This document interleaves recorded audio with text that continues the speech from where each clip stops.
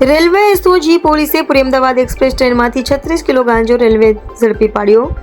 3,65,000ની કિંમતના ગાંજા સાથે એક આરોપીને પણ ઝડપી પાડ્યો। રેલવે એસઓજી પોલીસે ટ્રેનમાં તપાસ કરતા હતા તે દરમિયાન આરોપી પ્રતાપચંદ્ર ગોડાની શંકાસ્પદ હિલચાલ જોવા મળી હતી। પોલીસે તેની તલાશી લેતા 36.525 કેજી ગાંજાનો જથ્થો મળી આવ્યો હતો। હાલ આ ગાંજો કોને આપવા માટે લાવ્યો હતો અને ક્યાંથી લાવ્યો હતો તે અંગેની પૂછપરછ હાથ ધરી। રેલવે એસઓજી પોલીસે આરોપીની ધરપકડ કરી કુલ 3,70,750નો મુદ્દામાલ કબજે કર્યો। जय हिंद, नमस्कार। माननीय पुलिस महानिदेशक Shri Manoj Agarwal sir, CID crime and railways Gujarat राज्य गांधीनगर तथा इंचार्ज अधिक पुलिस महानिदेशक श्री परीक्षिता राठौड़ साहेब, रेलवेज गुजरात राज्य गांधीनगर तथा पुलिस अधीक्षक Shri Abhay Soni sir, western railway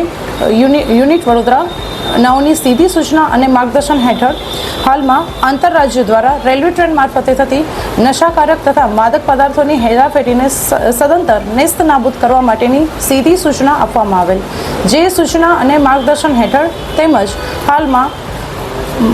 police અધિક્ષક સાહેબ શ્રી અભય સોની સાહેબ દ્વારા શરૂ કરવામાં આવેલ મિશન ક્લીન સ્ટેશન અભિયાન અંતર્ગત પણ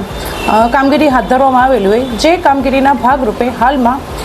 એસઓજી પીએસઆઈ ડીટી વણકર સાહેબ તથા તેની સમગ્ર ટીમ સાથે અસરકારક પેટ્રોલિંગ હાથ ધરવામાં આવેલી હોય, જેઓએ તેની પોતાની સમગ્ર ટીમને સાથે લઈ અને આજ રોજ 1 સપ્ટેમ્બર 2025ના રોજ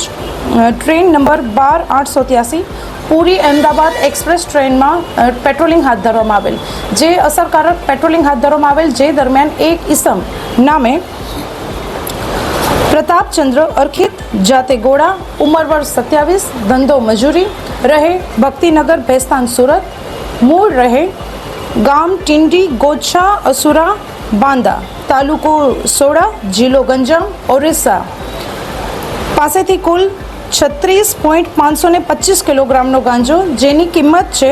3,65,250 રૂપિયા। આ ઉપરાંત તેની પાસેથી મળી આવેલો મુદ્દામાલ પૈકી એક મોબાઈલ, જેની કિંમત છે 5,000 રૂપિયા અને રોકડ રકમ 500 રૂપિયા, જેથી કુલ મુદ્દામાલની કિંમત 3,70,750 રૂપિયાનો મુદ્દામાલ કબજે કરી સુરત રેલવે પોલીસ સ્ટેશન ખાતે પાર્ટ બી હેઠળ ગુનો રજીસ્ટર કરવામાં આવેલો છે, જેનો ગુના નંબર છે 1653/2025 NDPS section 8C 20B part 2C 29 મુજબ NDPSનો ગુનો શોધી કાઢવામાં આવેલ છે, જેનું પંચનામું અમો સુરત પોસાઈના રૂબરૂ કરવામાં આવેલું છે અને આ સમગ્ર પ્રશંસનીય કામગીરી હાથ ધરવામાં આવેલી છે। કેટલા સમયથી આ હેરાફેરી કરતો હતો અને કેટલી વસ્તુ લાવ્યો છે એ સમગ્ર હાલમાં તપાસનો વિષય છે।